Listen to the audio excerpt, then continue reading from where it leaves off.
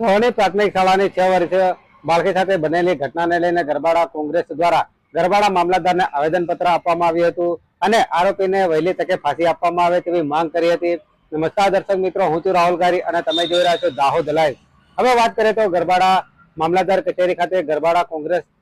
party દ્વારા આવેદનપત્ર આપવામાં આવ્યું હતું અને જે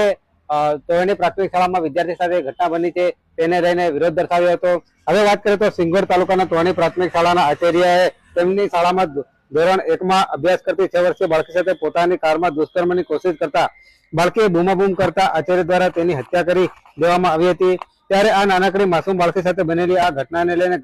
ઘટનાના વિરોધમાં ગરબાડા તાલુકા કોંગ્રેસ સમિતિ દ્વારા ગરબાડા માજી ધારાસભ્ય ચંદ્રિકાબેન બારિયાની આગેવાનીમાં હાથમાં બેનરો અને સૂત્રોચ્ચાર સાથે ગરબાડા નગરમાં રેલી કાઢવામાં આવી હતી અને ગરબાડા મામલતદારને આવેદનપત્ર આપી નરાધમ આચાર્ય ગોવિંદ રત્ન વહેલી ફાંસી આપવામાં આવે તેવી માંગ